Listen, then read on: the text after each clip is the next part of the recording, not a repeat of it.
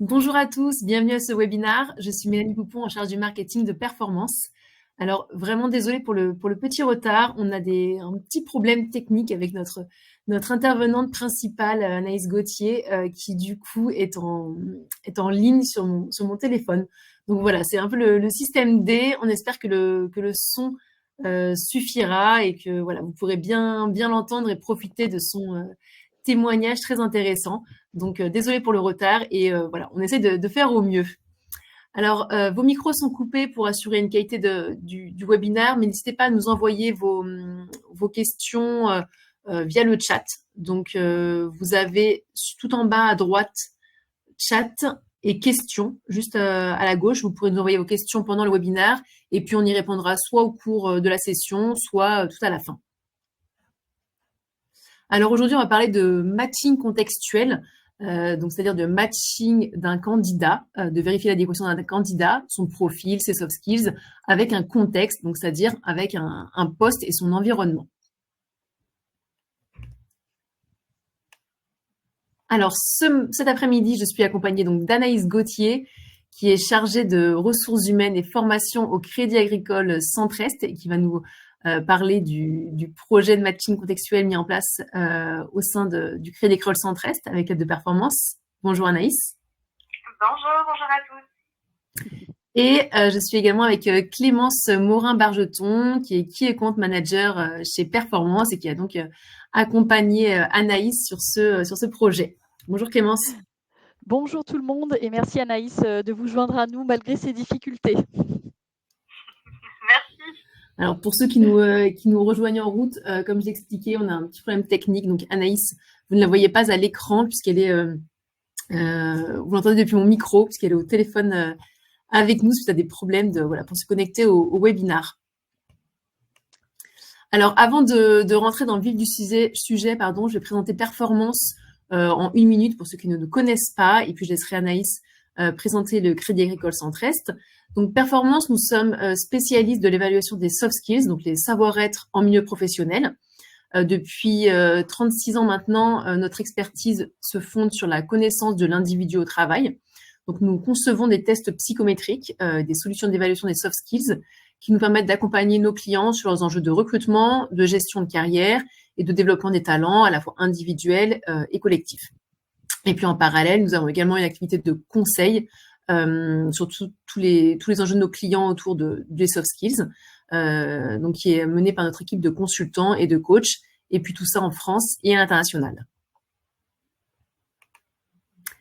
Anaïs, je vous laisse présenter le Crédit Agricole Centre-Est, même si je pense que ce nom n'est pas inconnu à nos participants, mais peut-être plus d'un point de vue aussi RH, et puis nous présenter votre rôle et vos missions.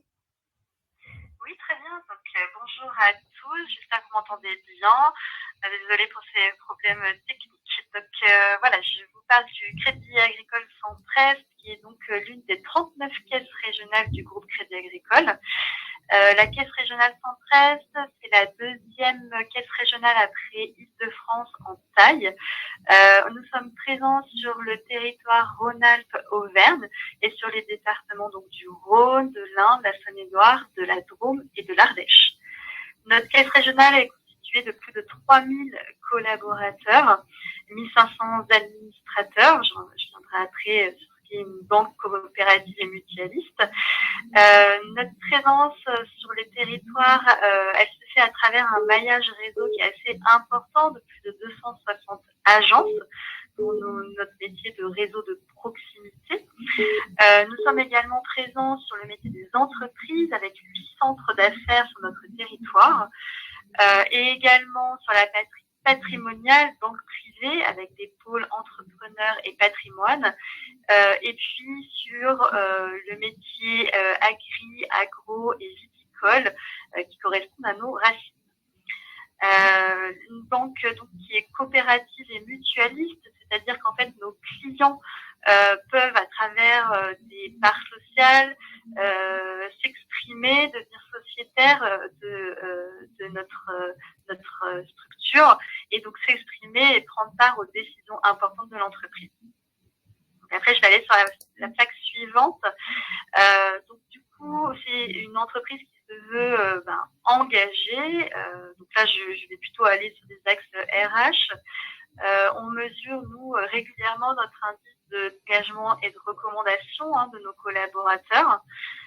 Et l'idée, effectivement, c'est de générer une expérience de qualité. Donc, l'idée, c'est déjà de travailler sur l'ensemble de nos recrutements. Donc, le projet dont on va vous parler aujourd'hui s'inscrit dans ce cadre-là.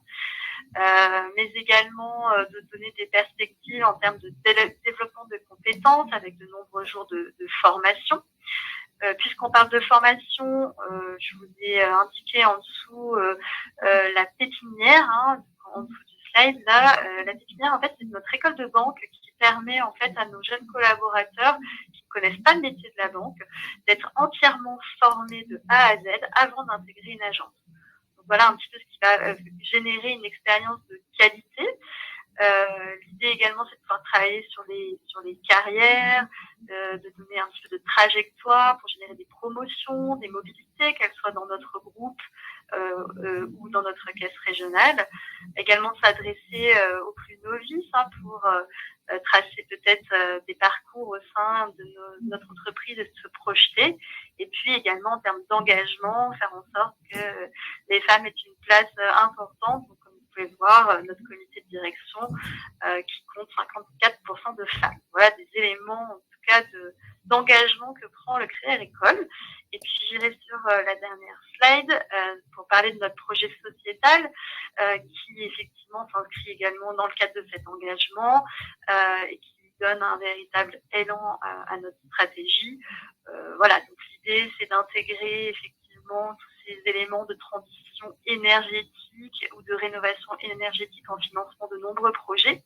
Et si je vais d'un point de vue peut-être plus RH sur cette partie transition énergétique, par exemple, notre caisse régionale a décidé de former l'ensemble de ses collaborateurs l'année dernière à la fresque du climat, ce qui a représenté quand même la formation de plus de 3000 collaborateurs pour une demi-journée. Donc, voilà en tout cas des éléments un petit peu clés sur le Crédit Agricole Centre-Est. Merci beaucoup Anaïs. Alors on va rentrer dans le vif du sujet. On va peut-être revenir quelques mois en arrière. Et donc Anaïs, si on peut parler peut-être des enjeux en RH du Crédit Agricole Centre-Est qui vous ont amené à vouloir travailler le sujet des soft skills et puis à rentrer en contact avec Performance il y a quelques mois maintenant. Oui, tout à fait. Donc le contexte et les enjeux de notre projet qui nous a amené à vous rencontrer. Du coup, comme bon nombre de professionnels dans le domaine de la RH, il y a beaucoup de paramètres qui nous ont amenés et qui nous amènent en fait à repenser notre fonction. Alors pas simplement à un instant T, mais plutôt de se mettre dans une situation vraiment d'amélioration continue. Et du coup, avoir cette approche dès qu'on détecte un changement possible. Et voilà, donc c'est vraiment déjà un premier contexte. L'idée, c'est de continuer toujours à se positionner en ressources pour nos clients. Alors nous, on appelle clients nos collaborateurs et managers, parce que du coup, on est une entreprise commerciale, mais effectivement, voilà, l'idée, c'est vraiment d'être en ressources pour ces interlocuteurs-là, et puis de toujours contribuer à prendre la bonne décision pour l'entreprise. Donc ça, c'est un petit peu le contexte. Dans ces paramètres qui sont en mutation, on peut parler de beaucoup d'éléments, mais je vais peut-être m'arrêter sur effectivement le recrutement. Du coup, on a pu rencontrer au fil des ans une certaine tension sur nos recrutements. Alors ça, c'est un peu comme beaucoup d'entre nous. Moi, je dis ça de façon large parce qu'effectivement, on a pu échanger avec pas mal de professionnels dans ce métier, au sein de notre groupe, et aussi quand on fait appel à certains prestataires qui vont travailler avec nous sur notre recrutement, c'est quelque chose de partagé. En parallèle, effectivement, sur ces éléments de recrutement, on voit que y a un rapport avec les candidats qui s'est bien souvent inversé dans ce qui va se jouer dans le cadre d'un entretien, des profils peut-être plus volatiles, alors qu'ils vont peut-être intégrer l'entreprise, mais pas forcément s'inscrire dans la durée. Ça, c'était un paramètre assez nouveau pour nous. Et puis aussi, il y a des différences dans l'attachement à l'entreprise, malgré des fortes valeurs qui sont clairement affichées et souvent partagées au moment du recrutement. Donc ça, c'est un des éléments, un des paramètres en mutation. À côté de ça, donc là, c'est plutôt plus propre à notre organisation. On a une équipe de recrutement et de carrière qui s'est profondément renouvelée.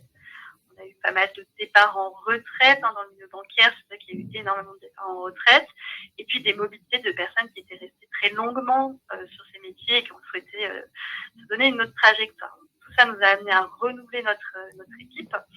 Et puis à cette occasion également de repenser tous nos process, vraiment qu'on les a remis à plat de A à Z, pour passer d'une culture qui était assez orale dans la transmission du savoir RH et pour le poser par écrit avec des ressources documentaires.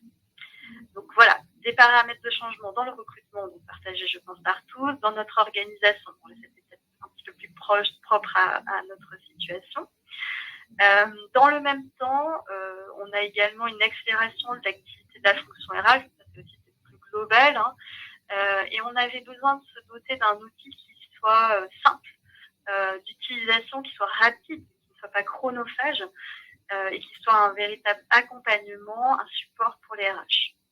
Et en miroir de ce besoin pour la fonction RH, dans la posture du candidat, et puis dans cette excellence relationnelle qu'on vise dans nos parcours de recrutement, le critère de rapidité et de simplicité, ce sont des critères qui sont rapidement devenus des incontournables. L'idée étant de ne pas dissuader avec des process longs, fastidieux, le fameux parcours du combattant, comme on pouvait entendre parler. Donc, compte tenu de tous ces éléments de changement, c'est dans ce cadre que, voilà, on a souhaité remettre en fait des tests de personnalité au recrutement et à la mobilité interne, et avec dans notre cahier des charges, on va dire 3 grands pavés. Donc, accompagner notre nouvelle équipe dans sa démarche pro RH, de continuer à toujours objectiver nos recrutements, de donner de la visibilité, et puis de contribuer à une excellente expérience candidat. Et tous ces critères-là, on voulait les accompagner sans pour autant renoncer à l'utilisation d'un outil qui était assez poussé, assez performant pour mesurer les soft skills tout en intégrant des contextes nouveaux d'analyse liés au contexte métier. Et c'est ce qui a fait la différence dans nos recherches par rapport à notre souhait de travailler avec performance, c'était cette possibilité de mettre en place plusieurs modèles de métier. Donc là, on va peut-être rentrer plus dans l'outil, mais voilà, que ce soit des modèles qu'on puisse mettre à notre main et y intégrer tous les aspects de notre culture d'entreprise. Très bien, merci, merci Anaïs. Alors justement, Clémence, Anaïs parlait effectivement de contexte. Est-ce que effectivement tu peux nous en dire plus sur le matching contextuel, du moins en quoi le contexte, la prise en compte du contexte est important dans le recrutement et comment ça peut se traduire concrètement? Tout à fait. Merci Anaïs. Merci Mélanie. Alors, ça tombe bien puisque tout ce que vient d'expliquer, en tout cas les attentes d'Anaïs par rapport à un nouvel outil qui venait compléter, professionnaliser son équipe RH, est parti finalement d'une conviction chez Performance qui est que les soft skills qui font la différence sont celles qui font réussir dans votre contexte. Et l'idée ici, c'est de vraiment d'aller sélectionner les bons soft skills, ceux qui vont faire la différence dans le contexte d'Anaïs, ou en tout cas dans les contextes de recrutement au sein du Crédit Agricole Centre-Est. Voilà pour notre conviction. Et en effet, on sait que les soft skills sont vraiment des caractéristiques transversales. Elles sont mobilisables quel que soit le contexte, quel que soit le poste ou le métier concerné. C'est-à-dire qu'on pourrait citer par exemple des soft skills comme s'affirmer avec tact, ou structurer ses idées, ou prendre des risques. Et vraiment, on voit qu'elles vont être transposables quel que soit le métier ou le poste concerné. Ainsi, on peut vraiment dire qu'un individu n'est pas compétent en soi. Une compétence va se mesurer en situation dans un contexte donné. C'est-à-dire qu'il faudra vraiment mobiliser des compétences attendues qui seront facteurs vraiment clés de succès dans le poste et dans son contexte. Ça, c'est important de le redire. C'est qu'on pourrait avoir différentes compétences, mais si le contexte ne donne pas ou n'est pas propice à l'expression de cette compétence, eh bien, elle sera parfois inutile. Alors moi, j'aimerais revenir sur la définition quand même d'une compétence, hein, que vous avez ici à l'écran, la définition d'Aubray et Gilbert. Alors, une caractéristique individuelle, c'est une caractéristique individuelle ou collective attachée à la possibilité de mobiliser et de mettre en œuvre de manière efficace dans un contexte donné un ensemble de connaissances, de capacités et d'attitudes comportementales. Donc, si on analyse rapidement cette définition, on va observer 4 points essentiels. La première, c'est que la compétence est une caractéristique présente chez un individu ou chez un groupe. La compétence est aussi une caractéristique qui va permettre de mobiliser un ensemble de connaissances, de capacités et d'aptitudes comportementales. Et on reconnaîtra ici finalement le triptyque savoir, savoir-être et savoir-faire. La mobilisation, on voit que la mobilisation de ces caractéristiques doit être faite de manière efficace en engendrant une performance au travail. Ça, c'est important. Et le plus important, selon moi, c'est que cette mobilisation est surtout dépendante d'un contexte donné. On a beau être compétent à utiliser PowerPoint ou Excel, si on a une panne de batterie, autrement dit, si le contexte n'est pas propice, eh bien, cette compétence ne pourra pas être mise en œuvre. Donc, c'est très important de voir en quoi le contexte va être important pour donner la place à la compétence de s'exprimer. Alors, là aussi, c'est un point important. Concrètement, de quoi parle-t-on quand on parle de contexte? On va parler de type d'organisation, de niveau de responsabilité managériale, de rôle et des activités d'un employé. Donc, on peut imaginer plusieurs cas de figure où le contexte va avoir un effet sur l'expression des soft skills d'un individu. Par exemple, vous pouvez avoir des soft skills qui vous permettent d'être agile. Eh bien, elles s'exprimeront peut-être mieux dans une organisation flexible plutôt que dans une entreprise où il y a beaucoup de procédures. Si vous avez des facilités à prendre des décisions, mais que votre entreprise, votre organisation ne vous donne pas de responsabilité au niveau des décisions, malgré votre poste de manager, eh bien, vos soft skills pourraient ne pas s'exprimer ou ne pas du tout vous être utiles dans votre poste et dans votre contexte. Donc, ces caractéristiques contextuelles, elles ne vont pas être exhaustives, il en existe beaucoup d'autres, mais il est toujours très important de tenir compte du contexte par rapport à ces variables contextuelles qu'on vient de regarder là, pour spécifier un petit peu plus l'environnement qui va intégrer un collaborateur, pour vraiment le mettre en condition et faire en sorte qu'il mette en œuvre toutes ces soft skills, toutes les soft skills possibles dans ce contexte. Et plus la connaissance sera fine de l'environnement et du contexte, et plus ça permettra d'augmenter les chances d'une bonne adéquation entre un futur collaborateur et son nouvel environnement de travail, autrement dit, son nouveau contexte. Alors, notre méthode pour évaluer les soft skills par rapport à un contexte donné, eh bien, c'est 3 étapes, hein, très facilement. Dans un premier temps, on va vous accompagner pour identifier les compétences qui vont faire la différence dans le contexte, dans votre contexte du poste.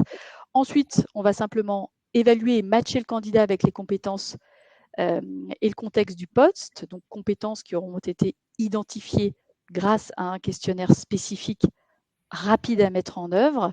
Et puis ensuite, évidemment, ce qui est très, très important, c'est l'échange avec le candidat sur la base des résultats, parce que c'est l'essentiel, hein, pouvoir échanger avec le candidat par rapport à ses résultats. Et c'est là où on aura vraiment tout l'intérêt du bilan. Et donc, cette méthode va se décliner ensuite, donc grâce à Idoneo, puisque c'est vraiment l'outil d'évaluation Idoneo qui va nous permettre d'évaluer et de matcher les soft skills du candidat avec vos attentes spécifiques dans votre contexte. Merci Clémence. Alors peut-être nous présenter rapidement Idonéo, parce que comme on a pris un peu de retard Bien au sûr. début du webinaire, on va Voilà, peut-être le aller mieux vite sera de sur la tester. Donc, présentation. je vais le présenter très rapidement aujourd'hui. Ouais. Comme je vous le disais, dans un premier temps, on va identifier ensemble un modèle de compétences qui seront vos attentes dans un contexte donné, avec 3 questions, 3 minutes pour compléter ces questions. Vous les avez ici. On va vous questionner sur le type d'organisation et du management de candidats. Dans quel type de rôle il va évoluer et surtout, sur quel type d'activité on va l'attendre. Et donc, notre algorithme va très rapidement vous proposer un modèle de compétences adapté à vos réponses. Ensuite, la génération des résultats est immédiate une fois que le candidat a passé ses questionnaires. Génération des résultats, donc un matching par rapport aux attentes et aux modèles proposés, où on va vraiment valoriser les atouts du candidat, son matching avec les compétences clés et le contexte. Et puis, on vous donne aussi la possibilité d'avoir une vision plus globale sur les 35 soft skills de notre modèle IDEAC. Et puis, ce qui est très, très intéressant aussi dans l'outil, dans le bilan Idonéo, c'est qu'on met à votre disposition des questions. Donc, vraiment pour aller creuser, challenger le candidat sur des soft skills sur lesquels peut-être il serait moins en confort et qui serait intéressant de creuser avec lui. L'intérêt aussi et la valeur ajoutée de ce questionnaire-là, c'est qu'on est vraiment basé sur une méthode STAR qui est souvent utilisée dans les méthodes d'assessment, ce qui permet vraiment d'avoir des questions très pertinentes et qui vont directement à l'essentiel. Et puis, une formation est associée à l'usage d'Idonéo, 2 fois 2 heures de formation à distance, en classe virtuelle à distance, animée en direct par un consultant performance. Donc, ça répond un petit peu à ce qu'évoquait Anaïs tout à l'heure dans leurs usages au sein du Crédit Agricole Centraide, c'est que c'est vraiment une appropriation facile, rapide, efficace et ensuite un usage très opérationnel qui permet vraiment d'intégrer et d'impliquer le candidat dans l'expérience de manière très positive.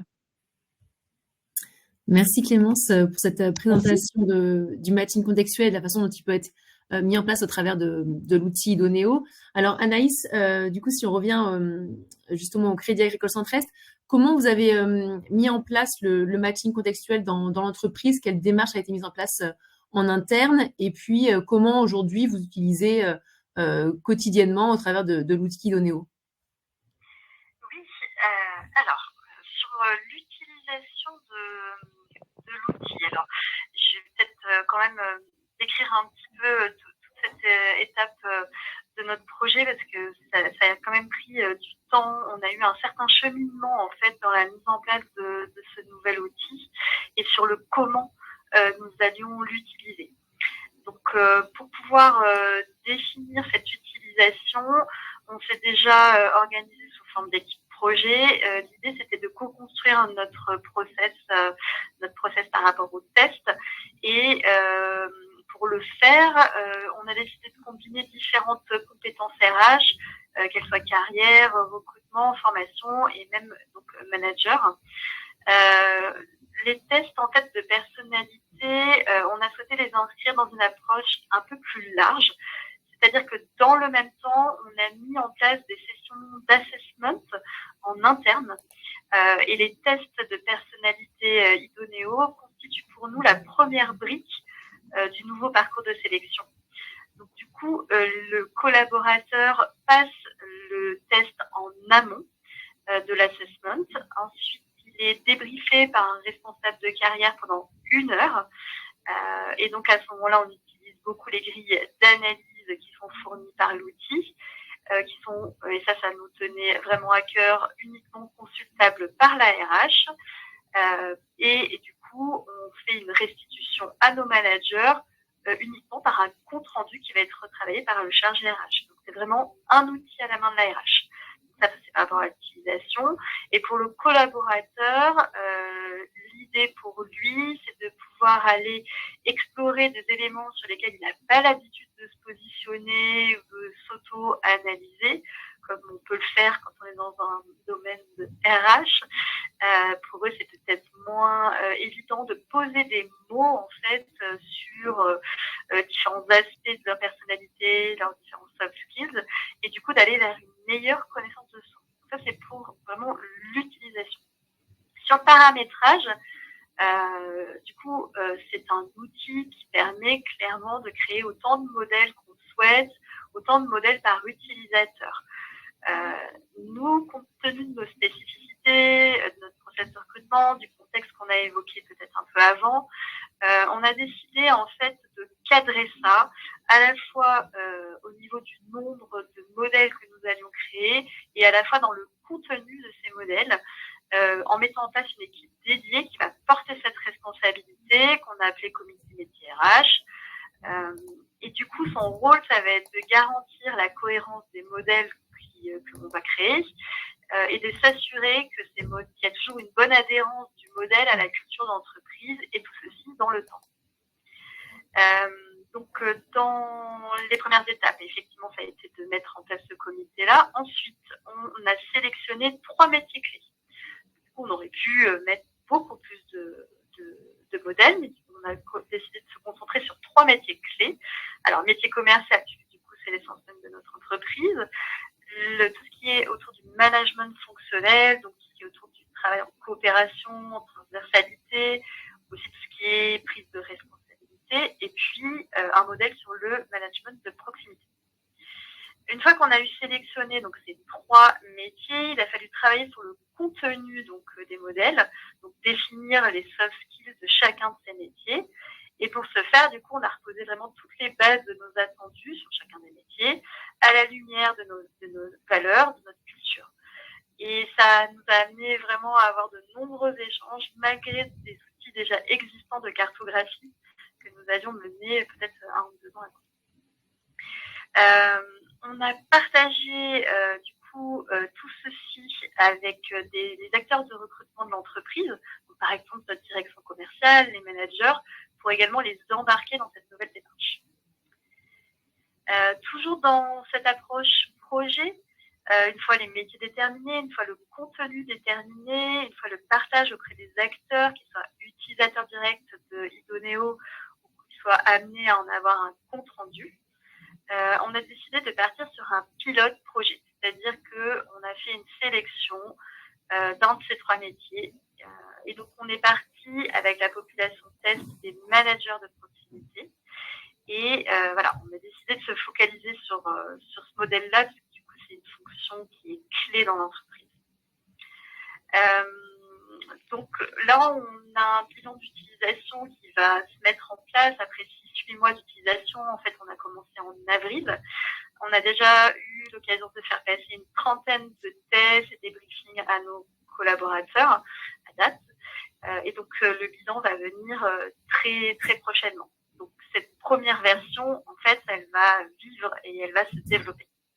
La suite que je peux partager, en tout cas aujourd'hui, c'est que déjà, dans un premier temps, on va relancer un comité métier pour rechallenger nos modèles.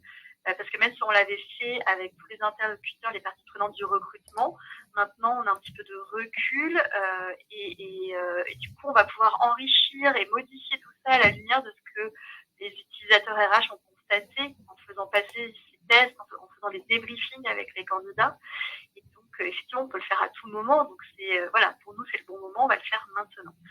Dans la suite de tout ça, ça va être aussi de pouvoir quand même élargir notre utilisation aux autres modèles qu'on a choisis, aux autres familles de métiers, pour avoir une vision plus globale.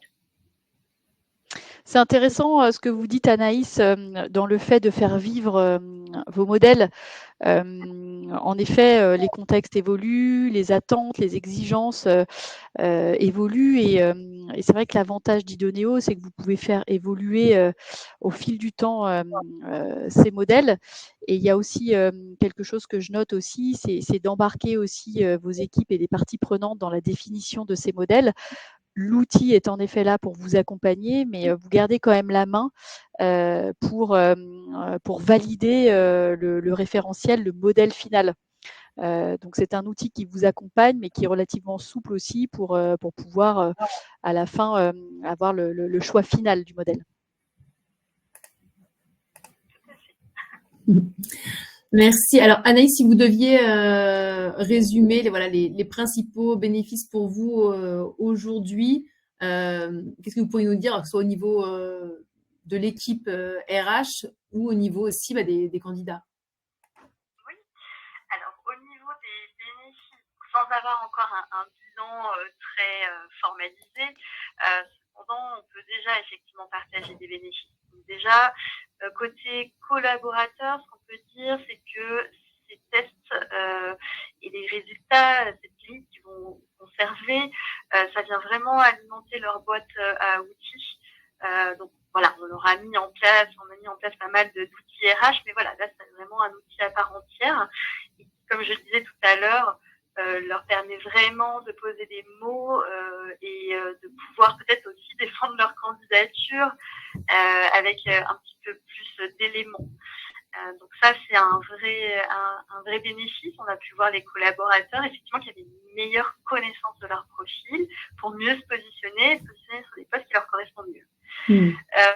Au niveau des débriefings avec les managers, une fois qu'on a fini nos assessments, donc on en fait partir plusieurs, et quand on arrive à la fin de notre journée d'assessment, on fait un débriefing avec les managers et tous ceux qui vont décider. Et on voit que les managers reviennent très souvent, et même quasi systématiquement, sur les résultats des tests. Donc, ce qu'on peut dire, c'est qu'aujourd'hui, les tests nous permettent vraiment d'éclairer la décision. Voilà, ils font vraiment partie de la décision. Dans les points forts, les bénéfices, comme le disait Clémence, clairement, tout ce qui est modularité et souplesse de l'outil, on l'a clairement éprouvé, avec la création des modèles à notre main, qu'on peut faire effectivement correspondre à nos contextes, nos enjeux, à notre réalité. Les modèles, ils sont pas figés, et donc on peut les faire évoluer à tout moment, comme je disais. Donc là, on va s'y atteler. Mais en même temps, ça pourrait être très simple. C'est parce que nous, on a décidé de mettre en place des comités parce qu'il y avait beaucoup de parties très prenantes, mais je peux très bien me mettre avec mon modèle et le faire bouger au moment où je le souhaite.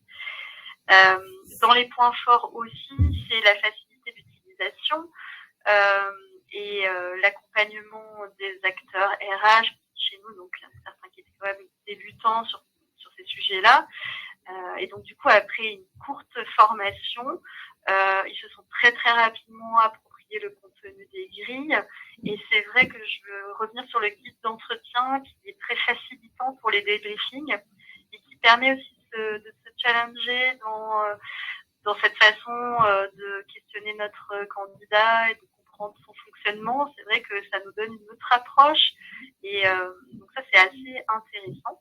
Et peut-être pour finir sur l'expérience collaborateur, parce que comme je le disais, on parle beaucoup d'expérience client, mais nos clients de la banque, mais aussi nos clients, on va dire, collaborateurs et candidats. Donc, qui semblent plutôt améliorés. En tout cas, c'est sûr qu'il y a un gain de temps par rapport à des tests peut-être un peu plus longs, plus fastidieux qui pouvaient passer auparavant. Et du coup, ça génère quand même une meilleure perception pour eux. Voilà pour les bénéfices. Très bien, merci, merci Anaïs. Il nous reste 5 minutes pour ce webinaire. On va peut-être pouvoir répondre aux questions des participants et à moins qu'Anaïs ou Clémence, vous aviez quelque chose à rajouter. Non, c'est très clair. Merci Anaïs.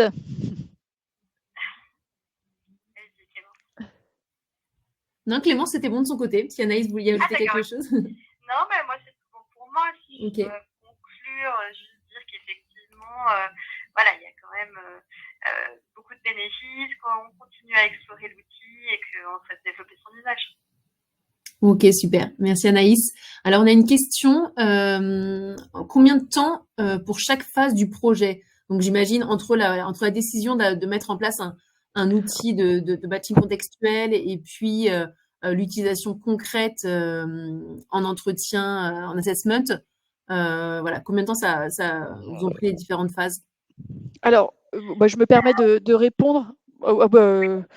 En tout cas, au niveau performance, on va vraiment s'adapter à l'agenda de nos clients, hein. C'est-à-dire qu'à partir du moment où la décision est prise d'avancer avec Idoneo, on met en place une formation en 2 fois 2 heures. Elle peut se mettre en place très rapidement selon vos disponibilités. Et puis ensuite, vous pouvez démarrer, utiliser l'outil dès que vous êtes formé. On met à votre disposition vos identifiants pour vous connecter à notre plateforme et vous êtes totalement autonome. Voilà, en tout cas, pour la mise en œuvre et l'utilisation rapide de la solution. Donc, ça peut être 3 semaines, 1 mois et demi, selon les disponibilités, vos disponibilités. Merci Clémence. Alors c'est vrai qu'au sein du Crédit Agricole, effectivement, Centrest, on en a parlé.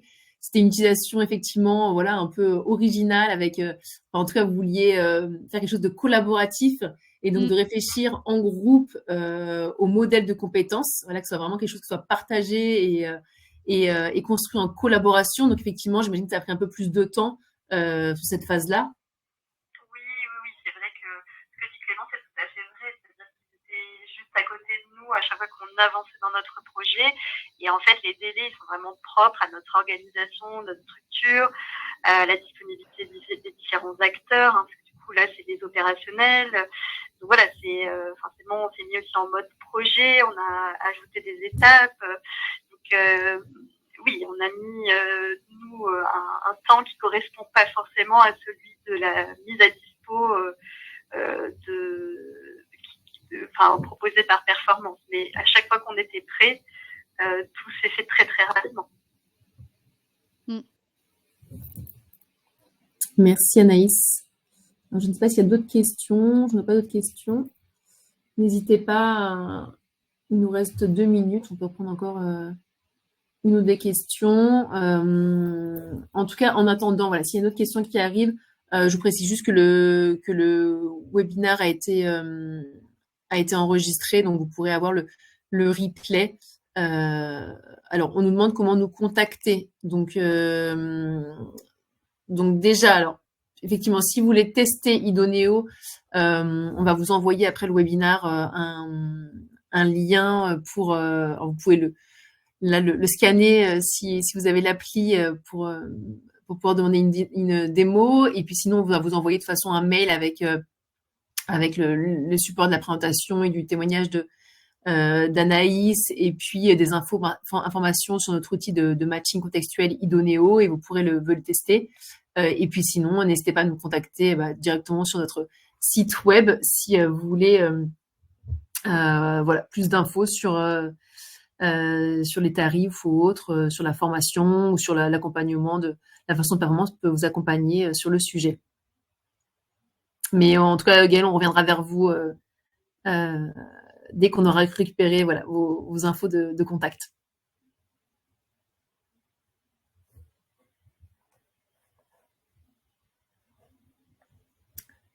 Alors, je n'ai pas de nouvelles questions.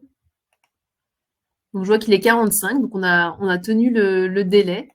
Donc, en tout cas, merci à tous pour votre présence cet après-midi, pardon, cet après-midi. Voilà, désolée pour les petits problèmes techniques et le retard. Et donc voilà, j'espère que le son ça a été et que vous avez pu entendre le témoignage d'Anaïs correctement. En tout cas, un grand merci. On vous enverra les supports du webinaire. Voilà, dès qu'on aura les contacts de tous les participants. Merci beaucoup Anaïs et Clémence. Merci à tous. Et puis je vous souhaite une bonne après-midi et à bientôt. À très bientôt. Au revoir.